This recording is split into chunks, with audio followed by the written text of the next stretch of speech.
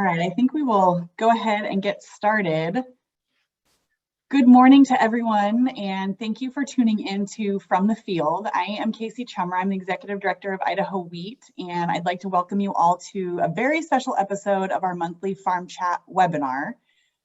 Last fall, we started hearing a lot of comments from farmers about how hard this last year had been on them mentally, which was really the impetus of this particular episode. And since announcing the topic, the response has really been astounding. And so I think we've really hit on something. In addition to being a very important topic, this is a special episode because we're joined by many of our fellow commodity commissions who really helped us spread the word on this episode.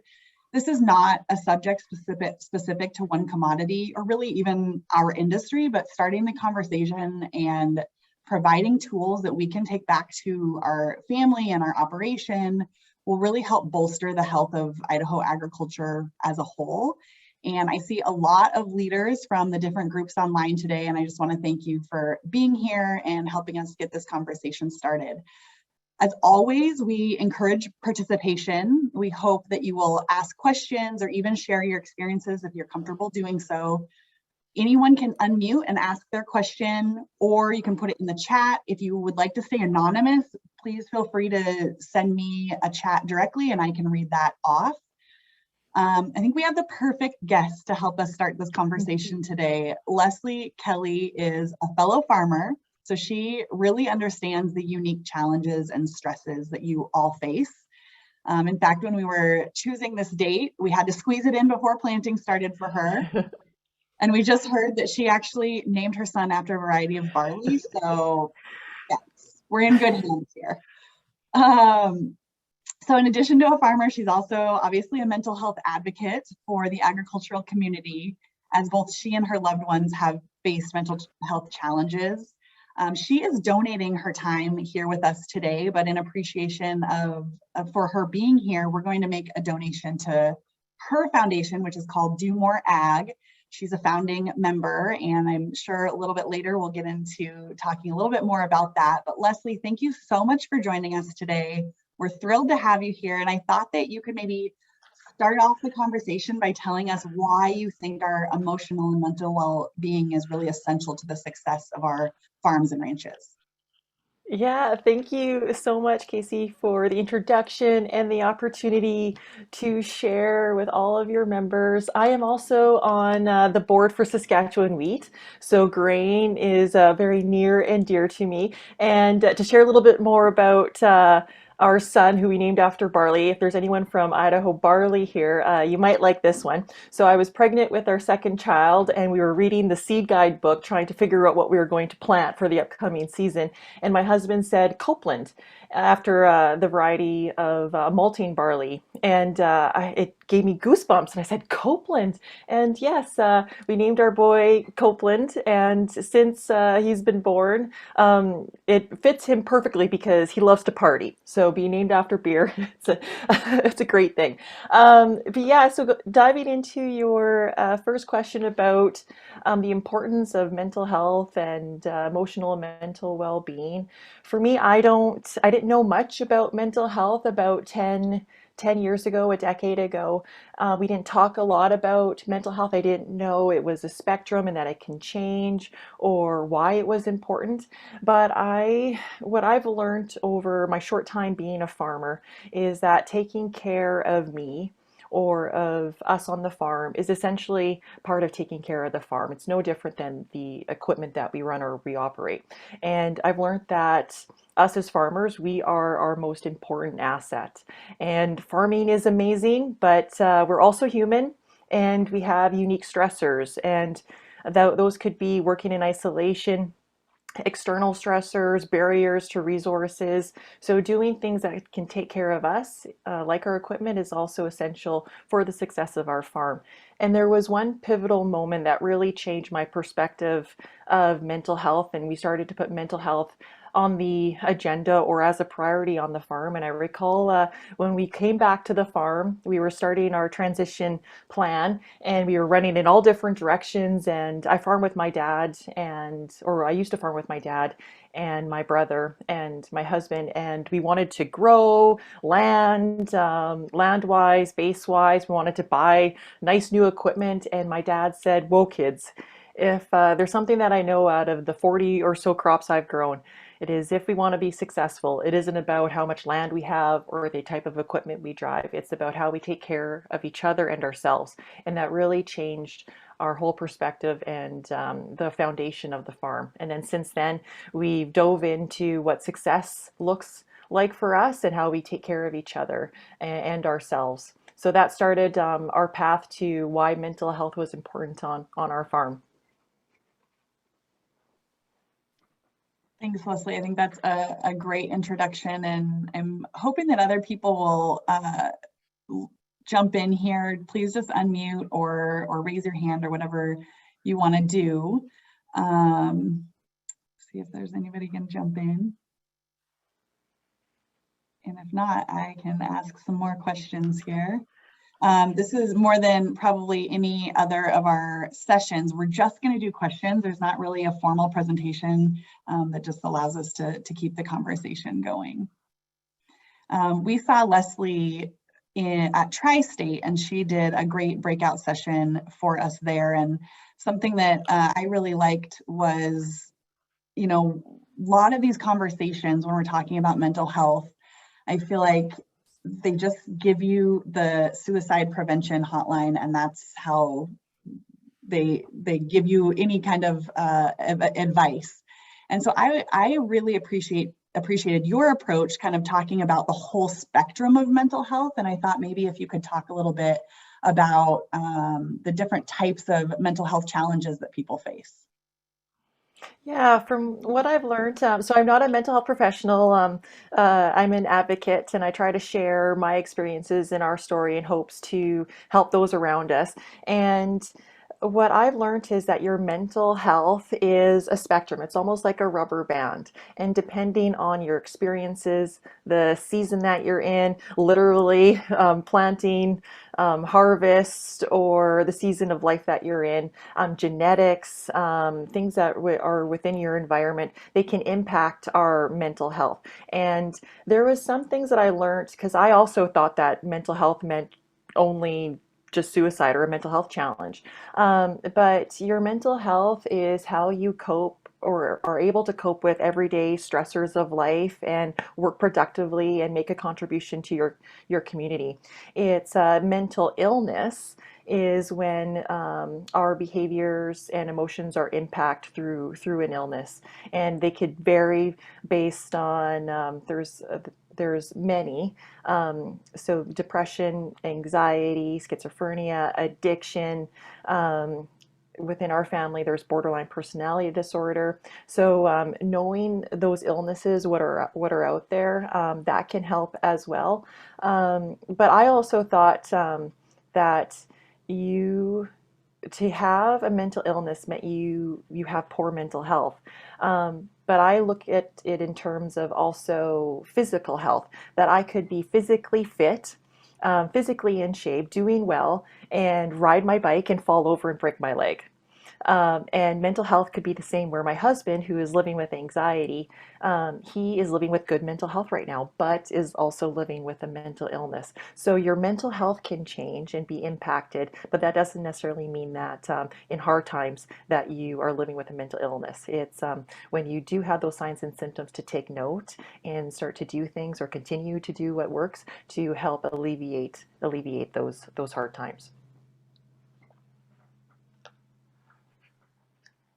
Yeah, I think that's really important. And as you mentioned, it can be kind of just one day to the next, right? So what would you say, how can we recognize people who are going through a hard time, and what's the best way to reach out to them? Great question. So those signs and symptoms vary. They vary depending on if you're living with a mental illness. With brother who has PTSD and anxiety, his anxiety looks and feels different than my husband who lives with anxiety. But knowing your signs and your symptoms or your normal. So within my family, we started to take note of what our normals are, and I use normals as in how you work, how you live, your reactions. And when we start to deviate outside of our normals, so for an example, when my husband was experiencing high amounts of anxiety, he had a hard time even starting the tractor. He would get into the tractor, but his anxiety would take over and couldn't turn the key. It just was so overwhelming for him. Or the odd wrench being thrown at the farm, an increased amount of irritability, which was very outside of what I would say his normal was. For me, I am very extroverted. I went through postpartum depression after Copeland was born. And for me, I withdrew from people. I'm very extroverted, but I couldn't even send a text. I couldn't make calls. I didn't want to go outside. I started taking care of myself physically. I wasn't able to eat or sleep. So changes in our eating and sleeping habits. I started to get really bad headaches. So the signs and symptoms can vary, but the most important thing that we've learned is knowing what those are for you, and those around you, and to start to then have conversations when they're outside of those. And how we've done a few things like this has been a progression on the farm. We don't aim for um, perfection with these conversations because every conversation and every relationship is different. Um, for us, it was the importance of having the conversation, of creating that environment. People refer to safe environments. For us, it's a brave environment, because to have these conversations on both, whether you are going through a hard time or you see someone going through hard times, it can be hard, and these conversations can be awkward. But I would take the awkward or that silence out any day, because there's so many things in our life that are amazingly awkward, like getting braces, going on our first date. I've tripped on stage and fallen over giving a speech and had a bloody nose. So I would go for those awkward moments, by far, uh, or in comparison to the silence. And starting these conversations, I thought, so when our family was going through hard times, we didn't know much. We didn't know how to have the conversation. So what we did was we just didn't talk. And thought, if you don't talk, it's not there and it'll eventually go away. Well, it started to just become a really big roller coaster. It started to impact our relationships with each other. So for us, we did a few things that helped, and it was sitting on the deck. One day we labeled it was technically a business meeting. It was before planting, right, and on the onset of our succession plan. And we sat down on the deck and we listened to each other's worlds. Because if I can understand what is in my parents' world, I didn't realize their fears and their anxiety with the transition of the farm. I didn't realize my brother living with PTSD, what that was like for him. I didn't realize, my husband and the hardships that he was facing with coming into our family farm, being the son-in-law, trying to figure out dynamics. So learning about each other's worlds was the first step of opening up or creating that brave environment. And then for us, we do another strategy is we have a number exercise where we share our stress level. And that makes the conversation less of a big elephant in the room where we're just talking about stress. And if my husband says he's a 10 that morning, then I know to have a further conversation of how to help support him, or even just naming, hey, I'm a 10. That gives it less power too. So we do that number exercise in the busy seasons, and then we check in probably once, twice a week in the slower times, like now with the winter. So those are a few strategies that have helped us. But every conversation is different. If you come from a place of care and say, hey, I see these signs and symptoms, or I see that you're going through a hard time. Are you all right? And that in itself can really help someone know that they aren't alone, and help to open the door for them to be able to share. So I have a question for you. You say that their awkward conversations, do they ever get less awkward?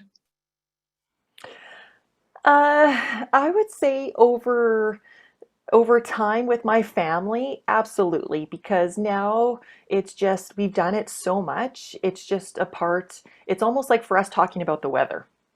um, and how incredible that's been where before we didn't talk about it, and now it's every day. With I would say with my friends where I'm not as aware of what their normals are, or I'm worried about their reactions sometimes, then they might be a little bit more awkward. But I've always found that if you're coming from a place of that care and positive intent, positive regard, to help another person. And that what I've learned also is we want to be seen and we want to be heard. We want to be witnessed. And if someone knows that, that can be life saving for someone. So, absolutely awkward. And I've had conversations that have also not gone well. But it's also okay to say, hey, this seems to be going further or harder than what I anticipated. I'm really sorry. And let me know if there's any time that you want to chat. I'm always here for you. Or take a pause. With my husband and I, we didn't always get it right, and it caused lots of frictions. And we had to take pauses or moments too. The intent of knowing, hey, I'm on your same team and I'm here for you has helped. I think it's such good advice to get comfortable with being uncomfortable. That Hmm. a lot of times that's where we're growing and learning about each other, and you just have to kind of jump in. I have a really good question from the chat here. They say that they love the idea of normalizing talking about stress as a way to help bring issues to the forefront. Are there any tips on doing that with people who aren't in your family? Hmm. I share that exercise a lot. So my friends know that 1 to 10 exercise. So outside of your family, then normalizing the conversation with me and my friends or those within my community, they know that I do talk about it. So you might not have to talk about mental health without actually talking about mental health. You can ask someone how they're doing, how they're really doing. And if they open up, that's great. But you've planted the seed that maybe then they'll open up to someone else. So for me, it's always just checking in because the last couple of years have been really hard, especially hard over the last year with going through extreme drought. I'm continually checking in, or sometimes it's even a simple, for us, what really works well is sending a funny meme to my friends via text, just letting them know that I'm thinking of them. For my other friends who I know appreciate the words of affirmation that I'm thinking of them, I send them actual texts of, hey, thinking of you today because I saw this and this and this, or putting a note on someone's car on their windshield saying, hey, I saw this late or at a meeting earlier and I had to run out, but I really loved what you did here. So just that connected piece, feeling connected to each other, knowing that you have a community around you, is so amazing to give to someone else. I think that's a really good reminder that, it doesn't always have to be a really serious sit down conversation of, okay, hi, how are you feeling? How's your, full spectrum of mental health? It can just be, hey, I'm thinking about you, checking in. I'm here if you need me. I think that's really great. Hmm. Um, Looking at the comments in the chat, looks like Anna, maybe you unmuted if you have a question. Yeah, I just had a quick question. So Lesley, I'm the program manager for a new program in Idaho called the Farm and Ranch Center. And the purpose of the program is to help folks with farm transition and getting into agriculture. And I also grew up on a ranch and I'm involved in my family's operations still. So I feel like I'm going to ask this question, but it's also something that I struggle with personally. um, it seems like when we talk about stress in agriculture, we're trying to the culture of ag, and it's the same way in other industries, I think, but it's almost like stress is a point of pride, and the amount that you can take on is, you're a better rancher because of it. So, do you feel like there's been some pushback to your message from leaders in agriculture or the people who see agriculture in a certain culture or a certain light that don't necessarily like the way that you talk about overcoming stress? Yeah, that's a great question. Amazing, thank you. And yes, absolutely. I always share that I'm so proud and grateful of our industry. There's no better community than agriculture, or the hardworking people that are part of it. And it's such a great thing for me to be able to work with my family and be involved in this community. When we first started talking about mental health, my husband and I did a live video, and he shared his his anxiety mainly attributed to farm stress. And we were told to, shut up and sit down, basically. Unfortunately, peers said, if you can't handle the stress of farming, get out. And if you can't handle the stress of farming, you can't call yourself a farmer. And that hurt because if anyone knows my husband, he would give his shirt off his back. And but to me, it also took us aback because that is part of that stigma. I know we talk a lot about the stigma, but we really didn't understand what stigma meant for us. And for us, it was during that time where he was having panic attacks and I thought he was dying, he thought he was dying, it was because we had lost about 20% of our land due to flood. And the farm went into financial times. And when those statements were told to us, we thought, wow, like, you know, we're we're farmers who if we haven't gone through something like that, we know someone that has.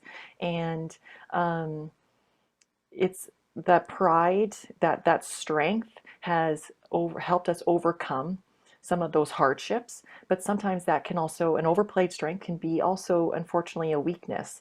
And my husband and I started talking about, why folks would say those things. And some of those things would be, well, by talking about mental health, could that risk, our relationship with our bank? Could that put our operating line of credit at risk? We thought, well, yeah.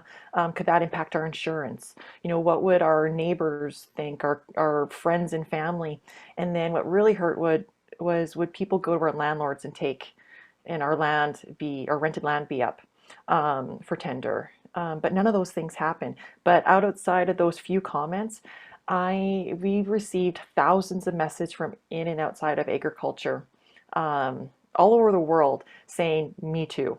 I've been there. I just didn't know how to talk about it. I didn't know that this was also impacting someone else. I thought I was alone. I didn't know what was available. So there are, there are some of us who strategies that's helped us, where in those hard times to keep working through it. Absolutely. But then there's some of us where keep working through it, put your head down, has been at a detriment. So knowing that the culture of agriculture is so unique and amazing and strong, but we all need different things. And I tell my kids, even now, it's not if you go through hard times, it's when you go through hard times. And when you go through the hard times, the reasons that we're doing this is to build that community of support. So when you say, hey, I'm going through a hard time, that there's less of, put your head down, shut up and work through it, and you're a pretend farmer. So made lots of progress, lots of that community and support, but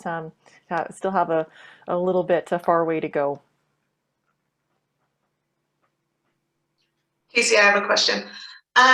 So I have felt in my life, I've had times where I've felt sad and stressed, but I've never felt depressed. And so for me, I have a hard time really understanding when other people struggle with depression. So when you see other people, but people around me obviously have had that struggle. So how can I be more sensitive when people around me are struggling with something that I don't necessarily understand or haven't ever experienced myself? Mm-hmm. I thought I was a sensitive person until my husband. He has been such a great teacher for me in this regard. I thought I was a great listener, not so much. So what was an eye-opening experience for me was when he was going through that anxiety. I thought, oh, I know anxiety because these are the signs and symptoms. Um, and here you should do this, and you could have done this, and go do this, and hey, just go have a nap, go sleep it off, go take this vitamin, and tomorrow will be better. It was one night where when he hadn't slept, and what was helping him was journaling. And in the morning, I woke up after being quite well rested, him not so much.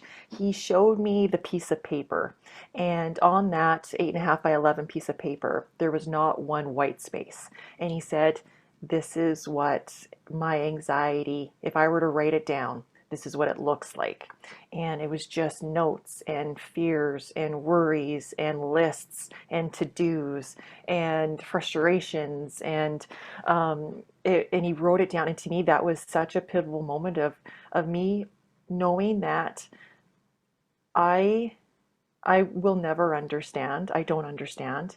But what can I do to sit there with you, to help you, to try my best to understand what you're going through and what we can do together to help you through this.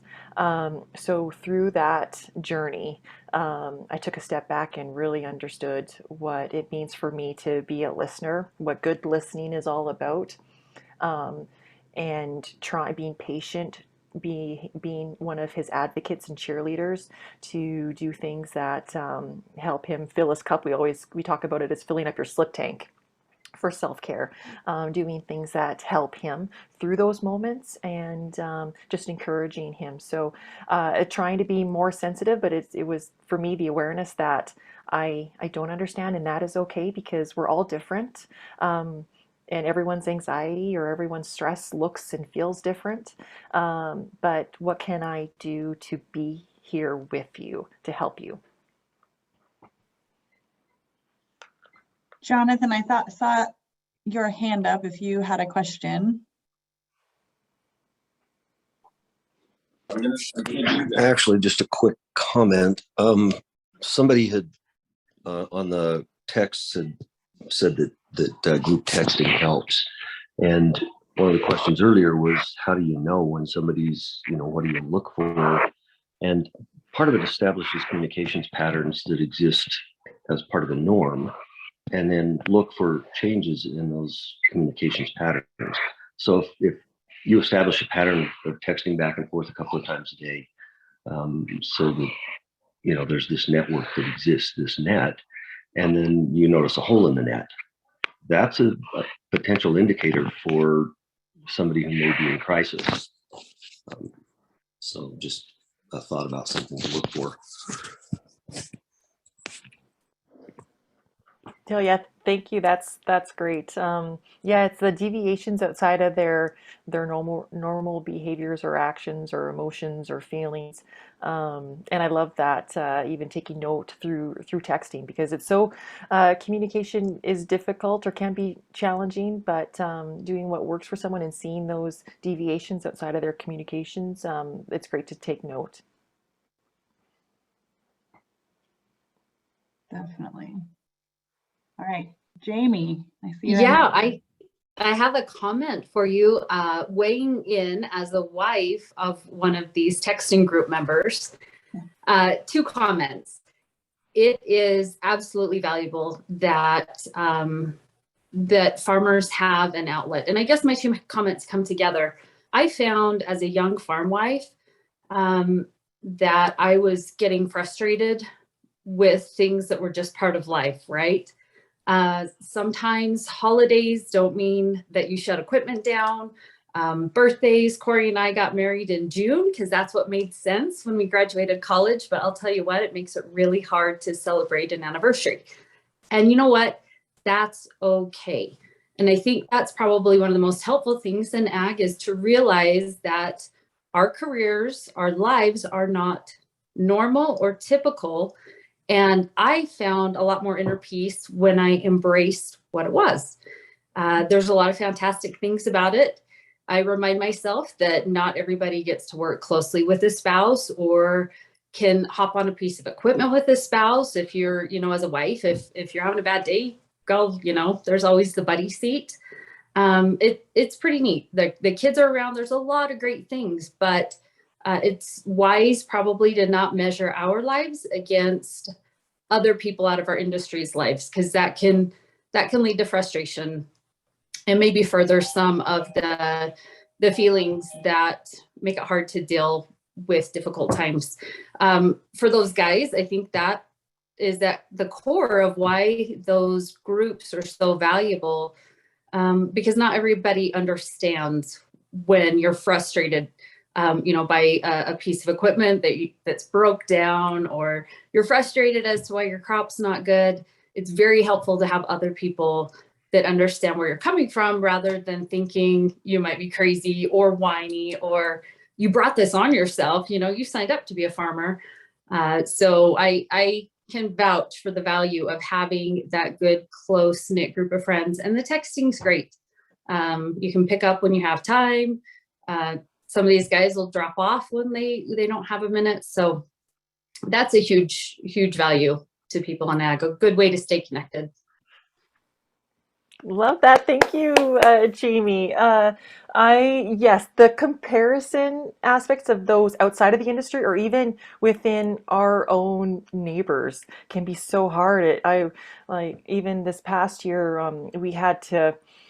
we forward contracted a lot of our grain, and so unfortunately had to buy out some contracts, and other farmers were making progress or buying things, and we kept saying, wish we were in that position, and what are we doing wrong? But I remember some advice my dad always said, and he said, just focus on your bubble, and that will help.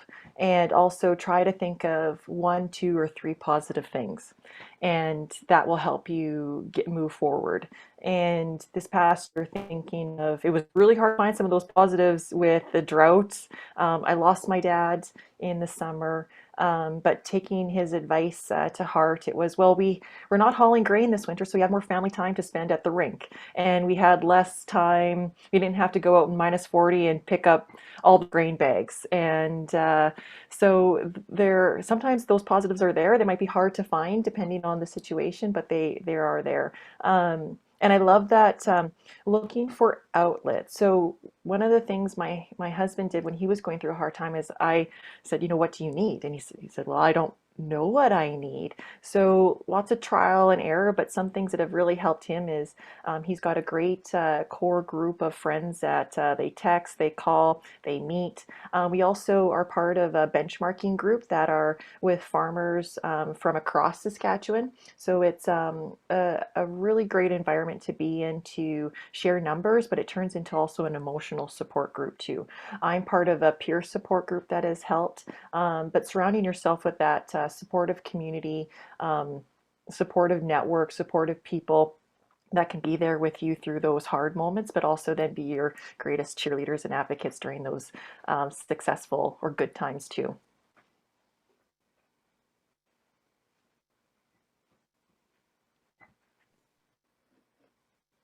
I love that. All right, I don't see anybody else that has unmuted quite yet. Let's see, I think I have another question here.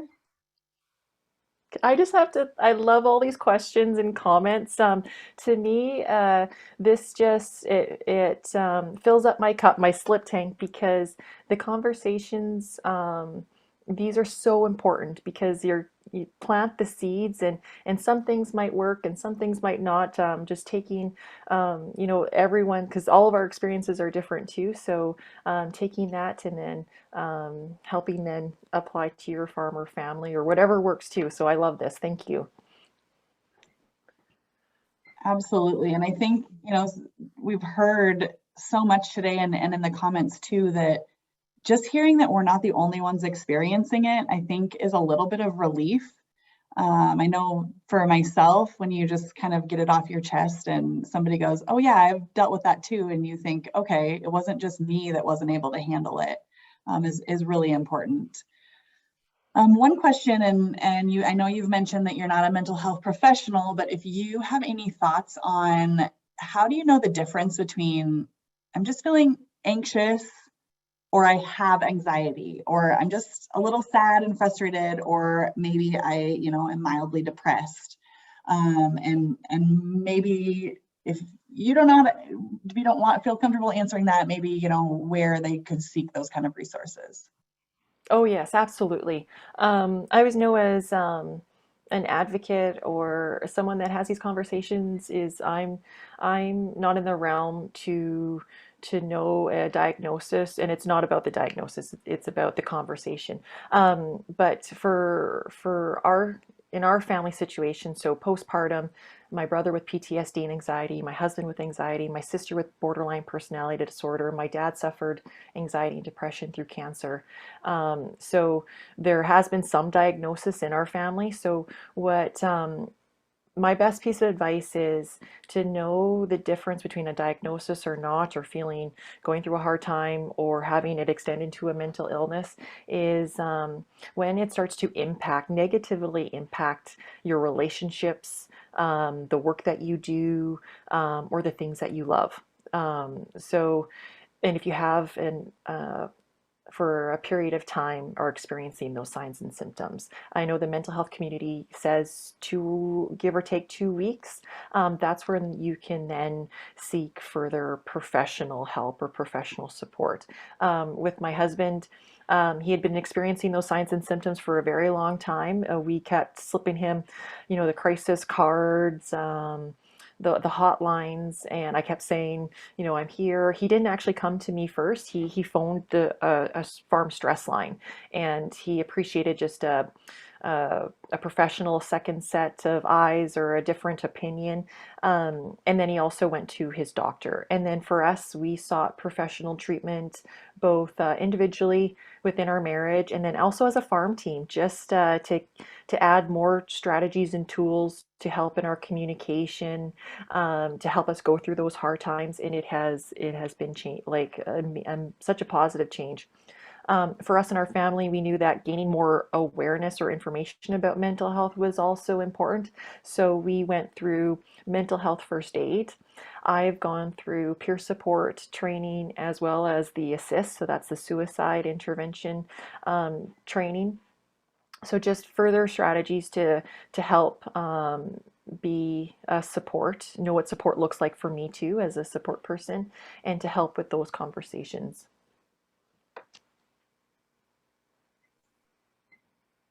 That's great. Okay. One thing that I wanted to bring up, I see a couple comments in the chat about this as well, is the difference in generation. And, Anna brought up a really good point about the culture in agriculture, but maybe there's a slight generational difference. But I just wanted to give an anecdotal experience that I mentioned at the very beginning of this, that in the fall we started, hearing some comments about this. And so I really just started asking all of the farmers and industry partners how they were doing, how, they were holding up. And I was really shocked that a lot of the older generation opened up even more than the younger generation, which I would not have expected at all. I do think that the younger generation, is a little bit more comfortable talking about self-care and mental health and all of that. So just a little interested in what you're seeing in that generational shift. Yeah, I also had maybe stereotypes when we first started the conversation. I remember one of the most pivotal moments in sharing was one of our first panel discussions, and the room was full.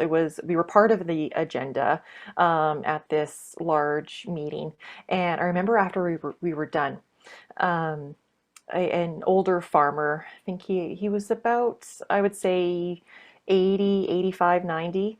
He got up to the microphone, and the first, unfortunately, this is wrong of me, but I thought, oh my God, we're going to get yelled at. And it was the opposite. What he did was he put up his fingers and he said, I do not have enough fingers on my hands to count the amount of people, fellow farmers, neighbors that I've lost to suicide. It's about damn time we start talking about this. And you could see everyone in the room just go, oh, like the weight of their worlds or what they were feeling, sensing, going through. That was such a pivotal moment, because after that, farmers, their hands started to raise, they started to go to the mic, and it was such an amazing experience to be part of. And that's what I've seen a lot is, at events, at boardroom tables, at the kitchen tables with other families, is it's the older generation making it okay because they've been through it. And then I've also seen where younger farmers are saying, hey, this is important to me, and we have to start talking about this on our farm too. So I don't know necessarily about generational differences, because I've seen great things happen from both. But some research has shared that younger farmers, so under 40, are experiencing higher amounts of stress and have less effective ways at coping with that stress. So that is worrisome. On our farm, we have three younger farmers. So that just makes these conversations, whether at Zoom calls like this or at events, at boardroom tables, at the kitchen table, so important, because we're, whatever generation, mental health is part of all of us and can impact, illnesses or challenges can impact any of us at any certain time in our lives. That's so true. And I think, it just is so good to remember that we just need to start the conversation and just put all of those stereotypes aside and start the conversation. And I think you've certainly helped us do that here today. I'm gonna do a last call for questions. We've gone almost 45 minutes. I want to be respectful of everyone's time, but would love if there are any last comments or questions, please do pipe up. But I did want to let Lesley talk a little bit about her foundation as well, because I have looked at your website and we follow you on social media, and there you do have a good list of resources. And if you just wanted to chat a little bit about that, I think that would be a good way to wrap up here. Yeah, myself, thank you so much. Myself and another farmer and a couple of our friends, we got together 5 years ago because we saw such an immense need and some barriers to getting access for farmers to mental health resources. So we started a Canadian registered charity where we bring awareness, try to build awareness about mental health, and bring resources to our farmers and their communities. And we've made a great inroads. We've offered a free mental health first aid workshop, our very own 4-hour workshop. We've developed one for mental health professionals, because we also heard from both farmers and mental health professionals for the need of those professionals to understand that culture and what a day in the life is like for a farmer. And then we're also working on developing a national ongoing and crisis support line or support center for farmers. So we've made great inroads. Yeah, I have a lot of ways or a lot of areas that we could do better or do differently, but we've gotten lots of support. So I know through sharing of Do More Ag, there are no borders on social media. So we also, those resources, information, I know we're always expanding to the website, but they are available at domore.ag. Get unmuted here. Yes, that is perfect. And I did put a link to your website in the chat box. And as I had mentioned earlier, we're going to make a donation if anybody else felt so inclined. I'm sure Lesley would be happy to receive those donations.